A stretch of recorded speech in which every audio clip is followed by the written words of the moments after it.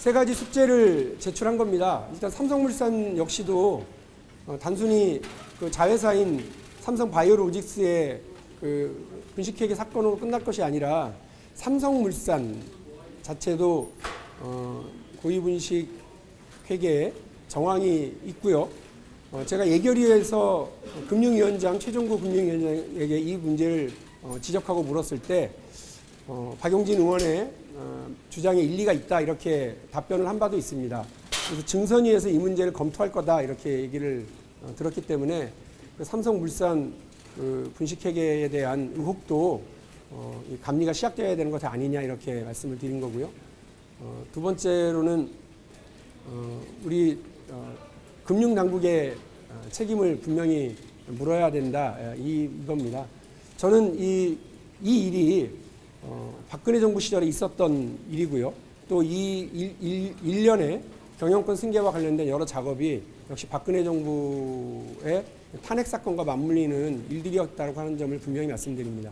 다른 문제들은 그 처벌을 받고 또 검찰의 수사가 뒤따르고 했었습니다만 이와 관련해서 금융당국의 박근혜 정부 시절 금융당국의 묵인 혹은 직무유기 이런 부분들이 있었는지 철저히 조사 또는 수사가 있어야 되는 것 아니냐라고 하는 주장을 드립니다. 그리고 마지막으로 대법원의 역할입니다.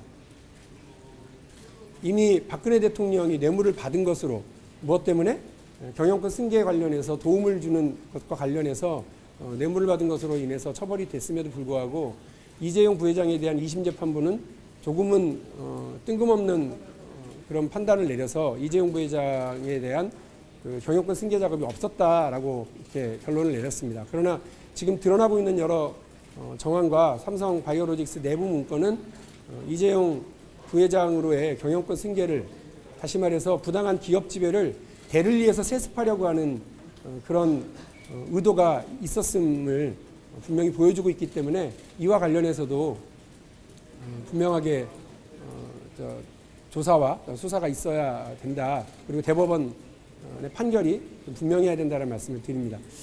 마지막으로 말씀드립니다. 지난번에 삼성 바이오로직스 관련 그 내부 문서를 공개했을 때 저는 안철수 의원이 민주당 탈당할 때만큼이나 많은 기자들이 모인 걸 보고 이제 다 잘 될 것 같다라는 생각을 사실 했었습니다. 근데 보도가 많이 안 돼서 좀 많이 속상했었습니다.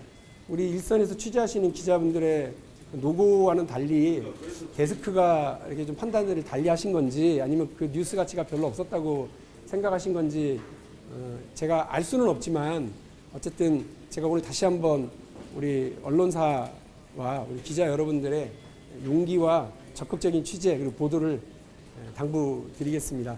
저 혼자 하면 그냥 혼자 용쓰다 끝나는 수도 있습니다. 그러나 기자 여러분들이 도와주시고 언론사가 같이 해주시면 진실은 하나하나 비록 그것이 좀 늦더라도 하나하나 밝혀지잖아요. 많이 같이 해주시고 보도 좀 많이 부탁드리겠습니다. 예, 마치겠습니다. 예. 삼성바이오 분식회계건이 상장 폐지 정도에 좀 해당한다고 보시나요? 제가 그쪽 전문가가 아니라서요. 뭐라고 딱 부러지게 말씀드릴 수는 없지만 저희 시장이 제일 싫어하는 건 불확실성이라고 저는 배웠습니다. 근데 이 시장이 기대하는 건 그래서 투명한 효율적인 결정 사항인데 지난번 무려 5조에 달하는 대우조선해양 분식회계 사건과 관련해서 사실 누가 책임지고 있습니까? 그리고 그 분식회계 사건과 관련해서 안진회계법인이 그 어떤 분식회계를 제대로 막아내지 못하고 오히려 그 도와준 정황, 묵인한 정황이 있다고 하는 것이 결론인데 그것과 관련해서 안진회계법인이 1년 영업정지 결론을 받았거든요. 판결을. 그런데 그 또 재판에 가서 그게 또 과하다고 그래서 또 취소가 됐어요. 대한민국에서 회계법인의 역할이 도대체 뭔지, 그 대한민국에서 자본시장과 시장경제의 투명성이라고 하는 건 도대체 어디서 확보돼야 되는 건지, 책임은 누가 져야 되는 건지를 분명히 안 하니까 이런 일이 또 벌어지잖아요. 안진회계법인이 이번에도 삼성 바이오로직스 분식회계 사건에 그 공모 혹은 묵인의 정황이 지금 있는 거예요. 자꾸 이런 일들이 벌어지면 대한민국 시장 경제가 도대체 어떤 신뢰를 줄 수가 있겠습니까? 대한민국의 경제, 국민 경제 성장에 엄청난 방해가 될 거라고 생각을 해서 저는 이번에 엄벌에 쳐야 되고 엄정한 이런 그 결정들이 있어야 된다고 생각합니다. 일각에서는 이제 상폐가 되면은 선의의 투자자들이 좀 피해를 볼 수 있다. 그래서 상폐는 안 된다 이렇게 하는 주장도 있잖아요. 이 부분에서 어떻게 보세요? 뭐 기자회견문에 담았습니다만 저도 정말 고민 많이 했고요. 제일 좋은 건 성공한 쿠데타잖아요.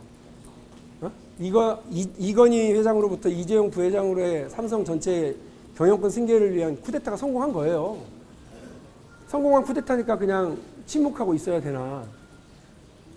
제일 좋은 건 제가 문건을 공개하지 않았더라면 몇 명만 알고 있었으니까 그냥 조용히 넘어갔을 수도 있었다고 저는 생각하거든요.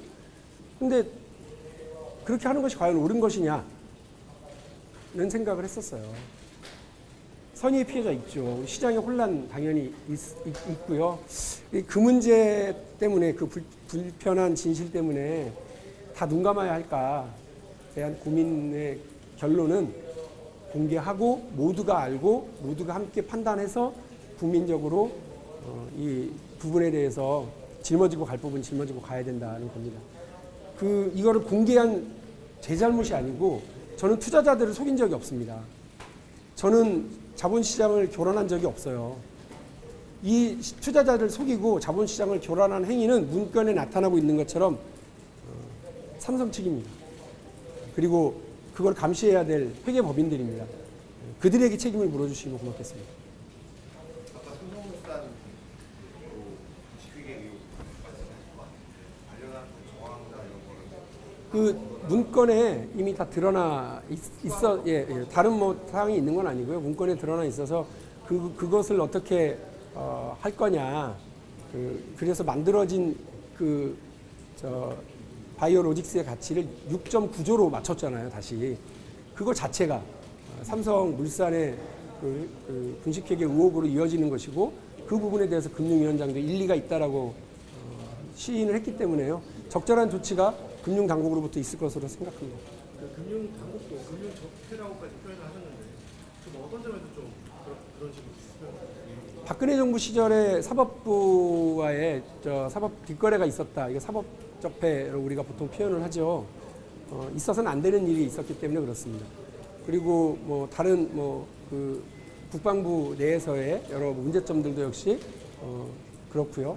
또 우리 외교부 안에서도 이런 적폐라고 표현되는 잘못된 관행들, 잘못된 결정들, 고의적인 행위들이 낱낱이 드러나고 있는데 유독 지금 금융권에서 벌어진 이런 박근혜 정부 시절에 의도적인 침묵 그리고 직무유기 분명히 말씀드립니다만 삼성물산과 제일모직이 합병 과정에서 이미 뭐 숱하게 경고음이 있었습니다. 기자 여러분들도 다 아실 거고 그 부분에 대해서 합리적인 대응을 하지 않았던 금융당국의 책임 분명히 있다고 보고요. 그 과정에서 혹시나 방조하고 일부러 두둔하고 감싼 부분은 없는지 이런 부분에 대해서 반드시 저는 조사가 필요하고 수사가 필요하다고 하는 입장입니다.